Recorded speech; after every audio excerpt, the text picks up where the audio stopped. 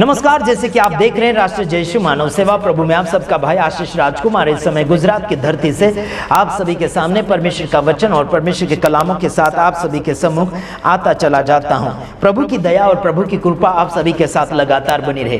खास वीडियो है, जाना नहीं, खास वीडियो है, यानी कि पास्टर बजेंद्र सिंह को जिसने फंसाया था वो लड़की और वो लड़का दोनों पति पत्नी है ना। इनका कोई खास पति पत्नी का कोई प्रूफ नहीं है, ये डुप्लीकेट पति पत्नी है। मालूम नहीं, इसके पापा ने बोला था, वो लड़की के ससुर ने बोला था कि उनका शादी का कोई ठिकाना नहीं है, कोई प्रूफ नहीं है। ऐसे उस लड़की के ससुर ने मुझे बोला था। वो प्रूफ मेरे पास है, वो वीडियो आप सभी ने देख भी लिया है और आप सभी ने जान भी लिया है। तो एक बात बताना चाहता हूँ, एक और प्रूफ लेकर आ रहा हूँ। उस लड़की ने और वो लड़के ने मिलकर क्या किया था उन्हें, यानी कि उस लड़की ने उसकी सासू के साथ क्या हरकत किया और उसका देवर है या फिर जेठ है, वो पास्टर है, उसके साथ क्या व्यवहार किया था, वो वीडियो मेरे पास पहुंचा है। एक मेरे मित्र ने उस वीडियो को डाला था, तो मालूम नहीं कैसे डिलीट किया जा रहा है। तो कोई बात नहीं, मेरे चैनल के ऊपर यह वीडियो अगर चल जाता है तो ठीक है, आप देख लीजिए और ज़्यादा से ज़्यादा आपके व्हाट्सएप के ऊपर, आपके क्या बोलना चाहिए, आपके व्हाट्सएप ग्रुप के ऊपर, आपका चैनल के कम्युनिटी के ऊपर शेयर करो, पोस्ट करो। आपके अलग अलग मित्रगण, अलग अलग यूट्यूबर लोग जितने भी मेरे वीडियो को अगर पसंद करते हैं, आप हर एक चैनल के ऊपर आप मुझे बिना पूछे, मेरे बिना परमिशन से आप डालिए वीडियो। मैं पैसे कमाने नहीं बैठा हूं, मैं आपको ना ही तो कॉपीराइट दूंगा और ना ही कोई स्ट्राइक दूंगा। यारो, आशीष राजकुमार खुला मन लेकर बैठा है, ये पैसों के लिए मन बनाकर नहीं बैठा। पैसे कमाने के लिए मैं YouTube के ऊपर नहीं आता। मेरे भाइयों बहनों में जनता सुधारक हूँ, जनता सेवक हूँ और जनता का फायदा करना चाहता हूँ। जो गलत है उसका पर्दाफाश करूंगा और जो सही जिस बात में उससे बचाऊंगा। अगर कोई बातों में गलत है तो सामने जरूर लाऊंगा। आज मैं बताना चाहता हूँ, उस लड़की ने और उस लड़के ने मिलकर, कुछ लोगों के साथ मिलकर जो कारनामा किया है, इन्होंने पास्टर बजेंद्र सिंह को फंसाने के लिए बड़ा षड्यंत्र इन्होंने रचा है। उन्होंने उनके घर के ही लोगों को तकलीफ दिया है, तो बाहर के लोगों को तकलीफ कैसे नहीं दे पाएंगे, वो आप समझ सकते हैं मेरे भाइयों बहनों। अगर ये वीडियो पुलिस के पास जाता है तो आपको मैं बोलता हूं, आपकी वर्दी का लाज रख लीजिएगा। इस वीडियो को जज के सामने पहुंचाइए। क्या ये लड़की और लड़का क्या सही है? नहीं सही है। परिवार के साथ, सासू के साथ, देवर या जेठ के साथ इन्होंने क्या व्यवहार किया, इस सामने दोनों का मैं फोटो रखता हूं, है ना। एक भाई है, वो भाई का भाई है, और जो सामने एक लड़की का मैंने फोटो रखा है। ये जो एक बहू है और पीछे जो बैठी है वो सासू है। इसकी सास बहू का झगड़ा है ना, भाइयों में झगड़ा। आइए देखते हैं, सुनिए, आगे सुनिए, वो वीडियो देख लीजिएगा, वीडियो पूरा सुनिएगा। मेरा नाम है हरदीप सिंह और मेरे साथ हैं मेरी माताजी करमजीत कौर। और आज ये वीडियो बनाने का मकसद ये है कि जो अन्याय मेरी माँ के साथ हो रहा है उसके बारे में हम जो मौजूदा सरकार है, सीएम साहब हैं और जो पुलिस उच्च अधिकारी हैं, उन तक हम अपनी आवाज को पहुंचा सके। क्योंकि अब तक हमने एसएसपी दफ्तर, एसडीएम दफ्तर और हर एक कोशिश कर देख लिया है, लेकिन कोई भी सुनवाई हमारी नहीं हो रही है। मैं बताना चाहूंगा, सरबजीत सिंह उर्फ रॉकी और उसकी पत्नी, जो कि मेरी मम्मी का जो घर है उसके ऊपर ही रहते हैं, और इन्होंने किस रीति से मेरी माँ को, मेरे बाप को और हम सबको तंग परेशान किया गया है, उसको मैं लफ्जों में बयान नहीं कर सकता।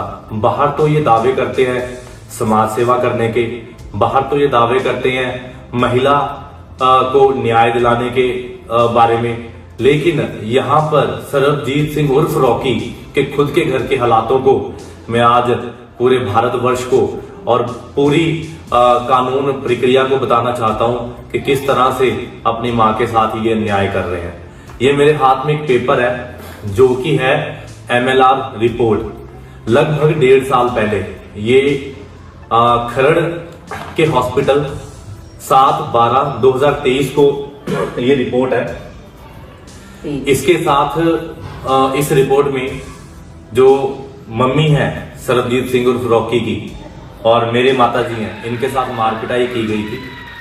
उनकी पत्नी और सरबजीत सिंह के द्वारा साजिश कर घर में जब मेरी माँ अकेली थी, ना मैं घर में था ना मेरे पापा घर में थे, और अगर पड़ोसी ना आते तो हो सकता था कि मेरी माँ को गंभीर रूप से जख्मी कर देते या मार ही देते, है ना।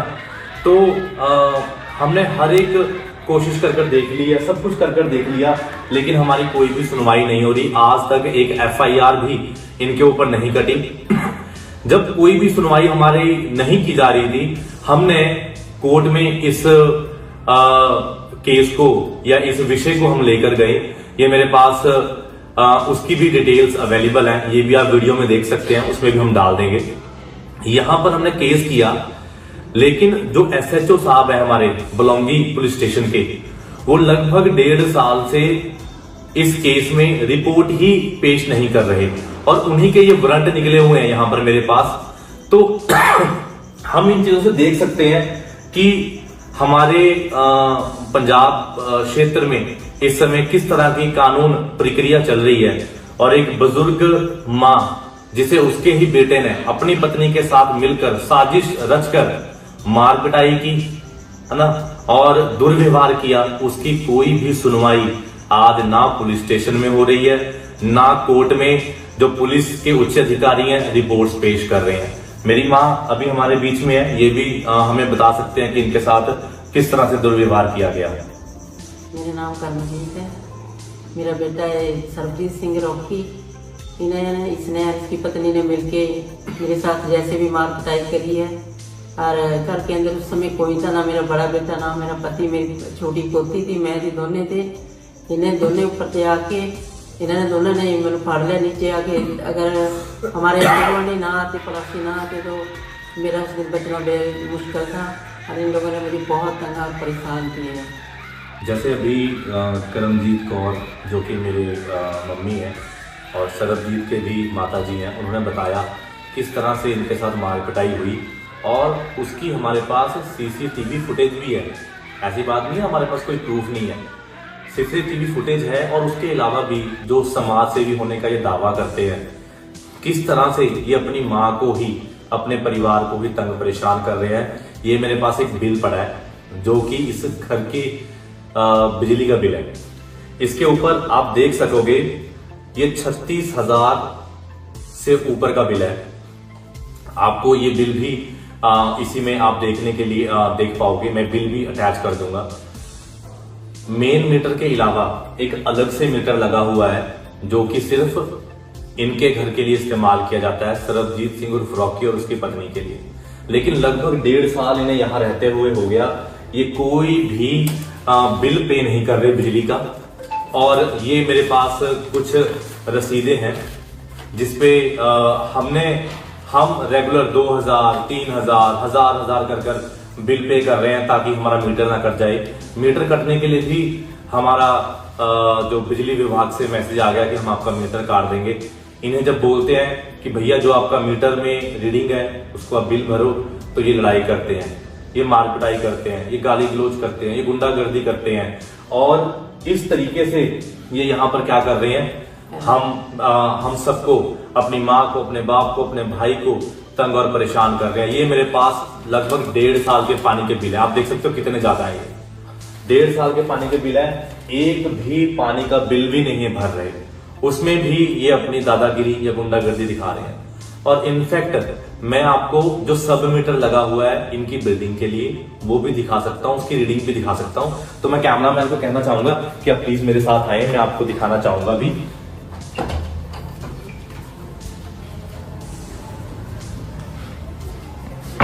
ये देखिए ये सब मीटर लगा हुआ है और आप इसकी रीडिंग एक बार चेक कर लीजिए, एक बार प्लीज आगे होकर इसकी रीडिंग देखिए, क्लियरली इसकी रीडिंग आनी चाहिए। इसके अंदर कितनी रीडिंग है देखिए, ये कम से कम 5500 से ऊपर की रीडिंग है, 5500 300 आगे कुछ है, 55,000 से ऊपर की रीडिंग है ना। तो आप देख लीजिए कि किस तरह से अपने आप को समाज सेवी कहने वाले कि हम ऐसे महिलाओं की आवाज को उठाते हैं और हम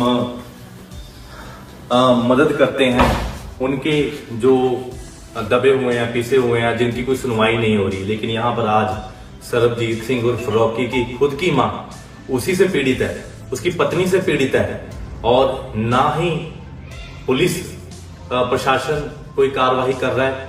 और जो यहाँ पर ये गुंडागर्दी, बदमाशगिरी दिखा रहे हैं, ना पानी का बिल भरते हैं, ना बिजली का बिल भरते हैं। मैं इस समय हाथ जोड़कर निवेदन करना चाहूंगा हमारे माननीय सीएम साहब से कि वो इसके ऊपर, है ना, बहुत कड़ी माफी चाहूंगा, बहुत कड़ा रुख अपनाएं, और जो भी अन्याय एक बुजुर्ग के साथ हो रहा है उस न्याय का उनको न्याय जरूर मिलना चाहिए। और साथ ही साथ मैं जो हमारे नेशनल मीडिया है और जो हमारी पंजाब की मीडिया है, मीडिया चैनल्स हैं, मैं उनको भी इनवाइट करना चाहूंगा। आप आइए हमारे घर पर, ये सारे डॉक्यूमेंट्स कैसे जो अपने आप को समाज सेवी कहते हैं अपनी माँ के साथ ही अन्याय कर रहे हैं, आप इन सब डॉक्यूमेंट्स को खुद आकर देख सकते हैं।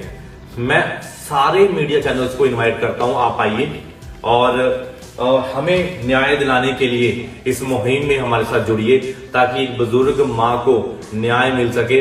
नहीं तो मैं कहता हूं ये लोग ऐसे हैं कि ये कुछ भी कर सकते हैं। मैं विश्वास करता हूं ये मेरी वीडियो पंजाब के उच्च पुलिस अधिकारियों तक भी पहुंचेगी, सीएम साहब तक भी पहुंचेगी और मीडिया चैनल्स तक भी पहुंचेगी, ताकि करमजीत कौर जो एक बुजुर्ग हैं उन्हें और उनके परिवार को न्याय मिल सके। आपका धन्यवाद। हाँ, तो आपने सुना इस वीडियो को, आपने क्या ख्याल बनाया उस वीडियो को देखकर, क्या सोचे बनाई, क्या आपके अंदर क्या विचारे बने हैं उनको देखकर? क्या उनको आप निर्दोष ठहराओगे? इन दोनों को क्या आप निर्दोष ठहराओगे? इन दोनों को ठहराओगे? इन दोनों को निर्दोष? इनके पास बहुत से ऐसे केस हैं जो लिए लड़ते हैं। इनके पास ऐसे बहुत से ऐसे लोग आते हैं जो ये क्या बोलना चाहिए, इनको फंसाते हैं। मेरे भाइयों बहनों, इनका काम ही ये है। हमने सुना है, लोगों ने हमारे पास रिपोर्ट पहुंचाया है कि कहना है लोगों का कि इनका काम ही ऐसा है। समझ रहे मेरे भाइयों बहनों? चलो सुना रिकॉर्डिंग यारो, फ्रॉड लड़की है, ये लड़का भी फ्रॉड है, सबको ठगा ठगी कर रहे हैं और इनमें कोई भी प्रकार की इंसानियत नहीं है। और इनके साथ जितने भी मिले हुए हैं वो सब व्यक्ति इनके साथ बिगड़ रहे हैं। तो मैं इतना कहना चाहता हूं, हाथ जोड़कर निवेदन करना चाहता हूं, इनके साथ अगर मिलकर रहोगे आप लोग तो आपकी जिंदगी और आपका परिवार सुकून से नहीं रह पाएगा यारो। मैं कहता हूं, हाथ जोड़कर रिक्वेस्ट करता हूं, इन दोनों का साथ छोड़ दो। जितने भी लोग इन दोनों का साथ लेकर आगे बढ़ रहे हैं, पंजाबी जो है, सिख लोग हैं, इनके साथ मिलकर कुछ कार्य कर रहे हैं, आप लोगों से हाथ जोड़कर निवेदन करता हूं, आपके बीवी बच्चों का ख्याल रखिए, आपके परिवार का ख्याल रखिए।